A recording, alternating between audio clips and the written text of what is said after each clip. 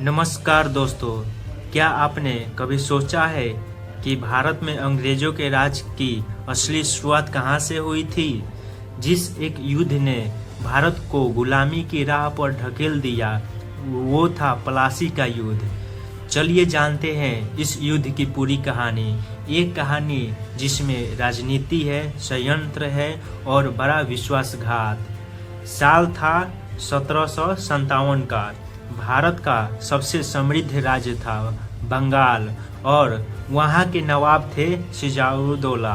East India company यहाँ व्यापार के नाम पर अपने पैर फैला रही थी। नवाब ने उन्हें चेतावनी दी कि वे अपनी किलेबंदी बंद करें, लेकिन अंग्रेज नहीं माने और यहीं से शुरू हुआ टकराव। 23 जून 1757 प्लासी का मैदान।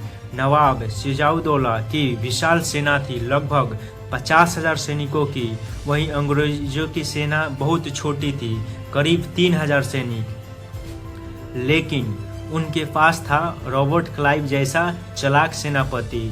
जंग छिड़ी, लेकिन लड़ाई से पहले ही जीत तय हो चुकी थी। नवाब के ही सेनापति मीर जाफर ने अंग्रेजों से गुप्त समझौता कर लिया था और वह कई अन्य अधिकारी लड़ाई में निष्क्रिय रहे।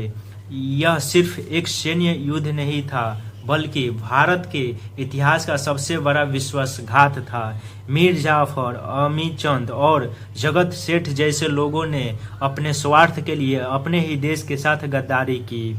युद्ध के बाद सिराजुद्दौला को पकड़ लिया गया और कुछ ही दिनों में मार दिया गया। मीर जाफर को बंगाल का नवाब बनाया गया, लेकिन असली सत्ता अब ईस्ट इंडिया कंपनी के हाथ में थी। प्लासी के युद्ध के बाद अंग्रेजों का साम्राज्य भारत में तेजी से बढ़ा और हमारी गुलामी की असली शुरुआत यहीं से हुई। प्लासी का युद्ध हमें यही सिखाता है कि जब अपने ही लोग देश से गद्दारी करते हैं तो दुश्मन बिना बड़ी लड़ाई के जीत जाता है।